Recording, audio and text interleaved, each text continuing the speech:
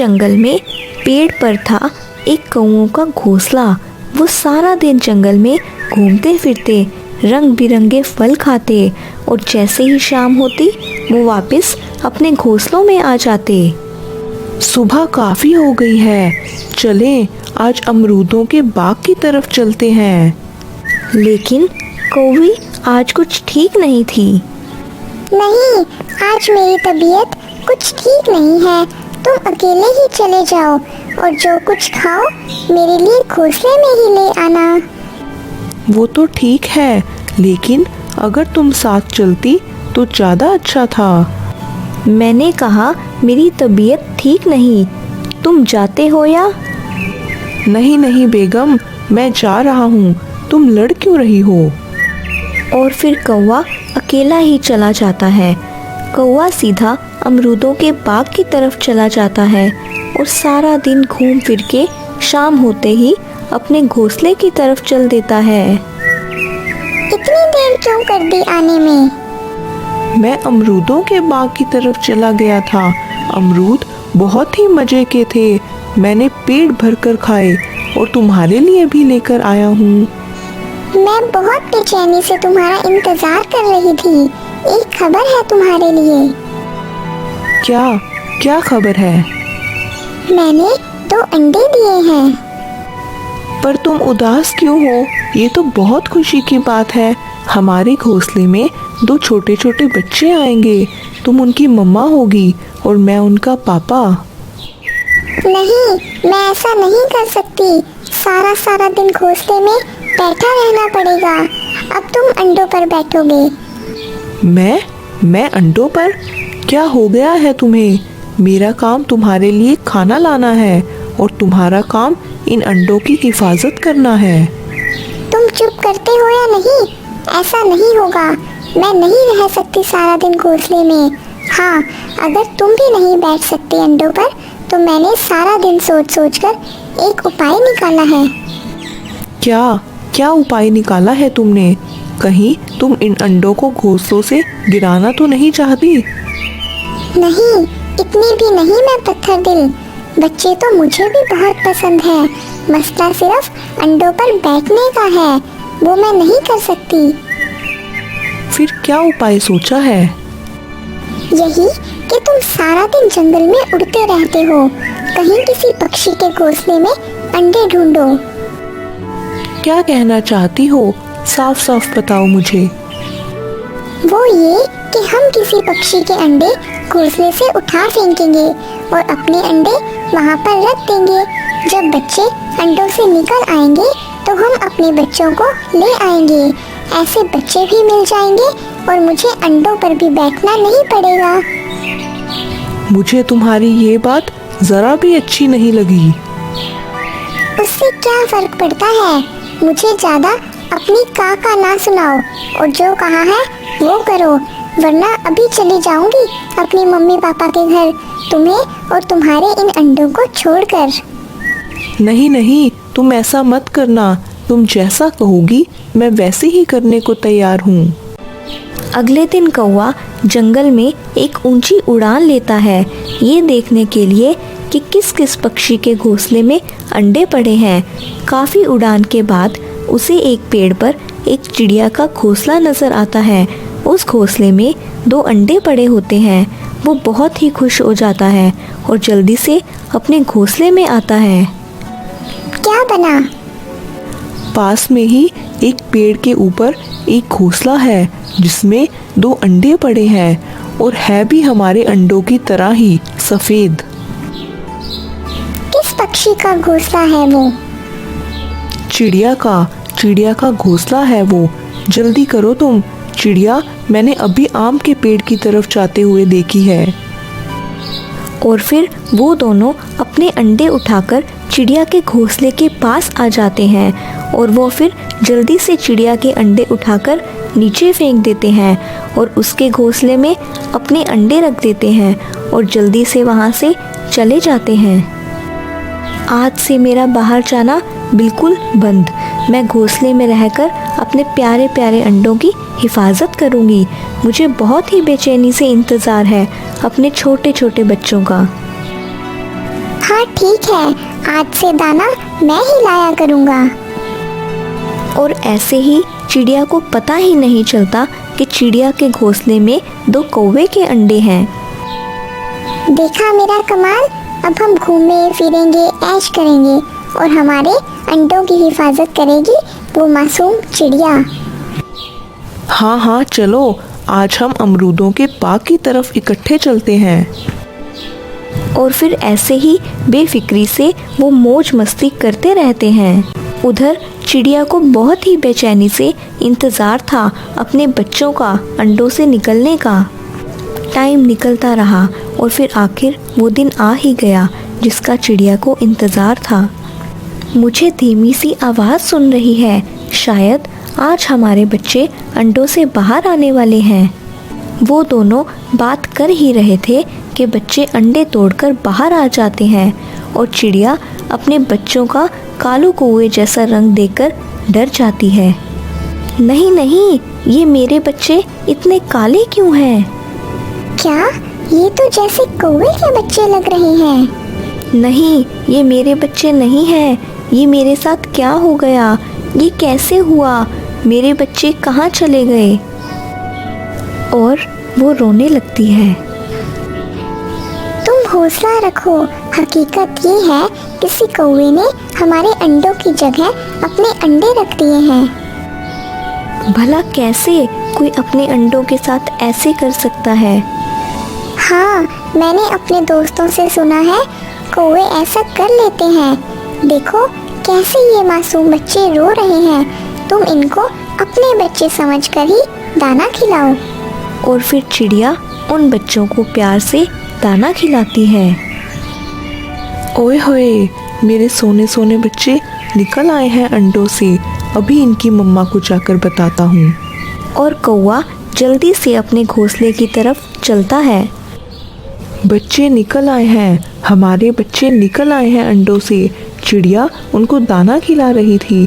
चलो चिड़िया के घोंसले में। और फिर वो चिड़िया के घोंसले की तरफ चल देते हैं। कैसी हो चिड़िया रानी, बहुत प्यारी लग रही हो। ये क्या, ये कौवे के बच्चे तुम्हारे घोंसले में कैसे? चिड़िया खामोश रहती है, लेकिन चिड़ा उनको देखकर सब समझ जाता है। तुम्हारी बेहतरी इसी में है कि तुम यहाँ से चले जाओ। मुझे सब पता है, तुम लोगों ने हमारे अंडों की जगह अपने अंडे रखे होंगे, इसीलिए आए हो अब अपने बच्चों को लेने। नहीं नहीं, ऐसी कोई बात नहीं है। मैंने तो ये कहा था बच्चे बहुत काले हैं और हमारे काले रंग से कोई प्यार नहीं करता। और ये बच्चे भी कितने काले हैं। अगर तुम बुरा ना मानो तो हम इन बच्चों को ले जाते हैं। ये बच्चे हैं ही तुम्हारे, ले जाओ इन्हें। और फिर चिड़िया ने अचानक से अपनी खामोशी तोड़ी। नहीं, मैंने पूरे 21 दिन हिफाजत की है इन अंडों की। मुझे हर पल इंतज़ार था इन बच्चों का। लम्हा लम्हा मैंने इंतज़ार में गुजारा है इन बच्चों के। मुझे ये काले बच्चे अपने बच्चों की तरह ही प्यारे हैं। तुम चले जाओ यहाँ से, वरना मैं तमाम पक्षियों को बुलाकर तुम्हारी शिकायत कर दूंगी। देखिए चिड़िया बहन, मुझसे गलती हो गई। मैंने ही इनके पापा को ऐसा करने को कहा था, लेकिन इन बच्चों को देखकर मेरी ममता जाग उठी है। प्लीज़ मेरे बच्चे दे दो। ऐसा कभी नहीं होगा, तुम जाते हो या? और फिर ऐसे ही कौवा और कौवी वहाँ से उदास होकर चले जाते हैं और चिड़िया उन बच्चों को अपने बच्चों से बढ़कर प्यार देती है। मैं क्या कहती हूँ तुम्हें, तुम पूरा दिन आराम करती रहती हो। मेरे साथ ज़रा काम में हाथ बटा लिया करो। आज मैं हूँ, कल मैं नहीं होगी तो तुम क्या करोगी? इसीलिए मैं तुम्हें समझाती रहती हूँ कि तुम मेरे साथ काम करती रहा करो। मैंने तो फैसला भी कर लिया है कि अब से मैं तुम्हारी शादी भी कर देती हूँ।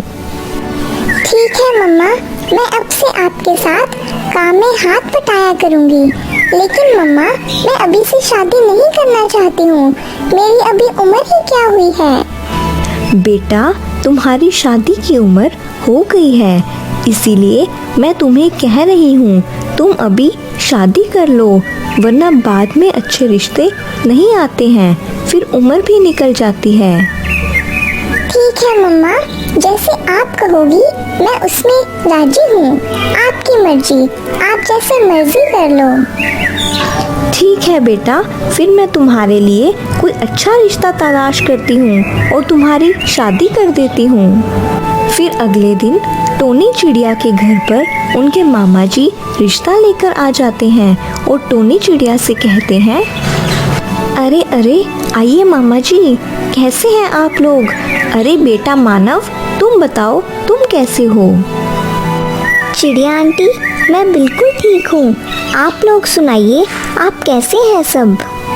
बेटा टोनी, मैं तुम्हारे पास एक ज़रूरी काम से आया हूँ। मैं अपने बेटे मानव की शादी तुम्हारी बेटी कोमल चिड़िया के साथ करना चाहता हूँ। अरे वाह मामा जी, ये तो आपने बहुत ही अच्छी बात की है। वैसे भी मैं अपनी कोमल चिड़िया के लिए रिश्ता ढूंढ ही रही थी, और आपका बेटा मानव वो तो कितना ज़्यादा अच्छा है और कितना संस्कारी भी है। अरे वाह वाह टोनी बेटी, मुझे तुमसे यही उम्मीद थी। चलो चलो टोनी बेटी, मैं यहाँ पर रुकने के लिए आया हूँ, और जब कोमल चिड़िया की शादी मेरे मानव बेटे से हो जाएगी तो मैं अपनी कोमल बेटी को भी साथ ही ले जाऊँगा। ठीक है मामा जी, बस मैं एक बार अपनी बेटी कोमल चिड़िया से बात कर लूँ, फिर हम कोमल चिड़िया और मानव चिड़े की शादी कर देंगे। चलो अब आप आराम करें, तब तक मैं आप लोगों के लिए कुछ भोजन जमा करके आती हूँ। आप लोग कितनी दूर से सफ़र करके आए हैं, थोड़ा आराम कर लीजिए। फिर टोनी चिड़िया भोजन जमा करने के लिए चली जाती है। कोमल बेटा, तुम यहाँ पर बैठी क्या कर रही हो? मैं तुम्हें कब से इधर उधर ढूंढ रही हूँ। बेटा, मुझे तुमसे एक ज़रूरी बात करनी है। हाँ हाँ मम्मा, आप बोलिए ना, मैं सुन रही हूँ। क्या बात है? कोमल बेटा, मेरे मामा जी आए हैं और मेरे मामा जी का एक बेटा मानव चिड़ा भी है, और वो बहुत ही ज़्यादा अच्छा और संस्कारी है। मैं चाहती हूँ कि तुम मुझसे शादी कर लो। मम्मा, अगर आपको मानव चिड़ा अच्छा लगता है तो मुझे कोई भी दिक्कत नहीं है। मैं मानव चिड़े से शादी करने के लिए तैयार हूँ। अरे वाह कोमल बेटा, मुझे तुमसे यही उम्मीद थी। अब हम तुम्हारी और मानव चिड़े की जल्दी से शादी भी कर देंगे। चलो तुम यहीं बैठो, तब तक मैं अपने मामा जी के लिए भोजन ले जाती हूँ। मामा जी, मेरी बेटी कोमल चिड़िया आपके बेटे मानव चिड़े से शादी करने के लिए तैयार हो गई है। अब हम जल्दी से इन दोनों की शादी करा देते हैं। ठीक है टोनी बेटी, हम इन दोनों की शादी जल्दी से कर देंगे, लेकिन अभी तो शादी के लिए हमें काफ़ी सारे काम करने पड़ेंगे, जैसे कि सारे पक्षियों को शादी पर दावत के लिए बुलाना होगा और शादी के लिए काफ़ी सारा भोजन भी जमा करना होगा। मामा जी, आप बिल्कुल भी चिंता ना करें, मैं सारे पक्षियों को दावत दे आऊँगी। और हाँ, इस जंगल में सारे पक्षी बहुत ही ज़्यादा अच्छे हैं, वो मेरे साथ शादी के लिए भोजन ढूंढवाने में बहुत ही ज़्यादा मदद करेंगे। मामा जी, आप लोग ये सब बातें छोड़ें और जल्दी से भोजन खा लें। आप लोग कितनी दूर से आए हैं, आप लोगों को भूख भी लग रही होगी। फिर टोनी चिड़िया अपनी बेटी कोमल चिड़िया और मानव चिड़े की शादी की दावत सारे पक्षियों को दे रही होती है। तोते भैया, आप मेरी बेटी कोमल चिड़िया की शादी में आइएगा। मैंने उसकी शादी अपने मामा जी के बेटे मानव चिड़े के साथ तय कर दी है। अरे वाह वाह चिड़िया बहन, हम तो सालों से आपकी बेटी कोमल चिड़िया की शादी का इंतजार कर रहे थे। आखिर वो दिन आ ही गया। हम आपकी बेटी की शादी में ज़रूर आएंगे। चिड़िया बहन, शादी में तो भोजन की काफ़ी ज़्यादा ज़रूरत पड़ेगी। आप बिल्कुल भी चिंता ना करना, हम सारे पक्षी मिलकर आपके साथ भोजन ढूंढवाएंगे। तो ठीक है तोते भैया, कल हम सारे पक्षी मिलकर एक साथ चलेंगे और शादी के लिए भोजन जमा करेंगे। फिर टोनी चिड़िया कालू कौवे को शादी की दावत देने के लिए चली जाती है। कौवे भैया, रानी कौवी, मैं आपसे एक बात करने आई हूँ। मैं अपनी कोमल चिड़िया की शादी अपने मामा जी के बेटे के साथ कर रही हूँ। आप लोगों को मेरी बेटी कोमल चिड़िया की शादी में ज़रूर आना है। और हाँ, कल सुबह सारे पक्षी एक साथ मिलकर भोजन ढूंढने के लिए जाएंगे। आप लोग भी कल भोजन ढूंढने के लिए आ जाइएगा। अरे, हमने आज तक अपने लिए कभी भी भोजन नहीं जमा किया और हम इस टोनी चिड़िया की बेटी की शादी के लिए भोजन नहीं जमा कर सकते हैं। मैं कोई इस टोनी चिड़िया से बहाना बना देता हूँ। टोनी चिड़िया, हम दोनों को माफ़ कर दो।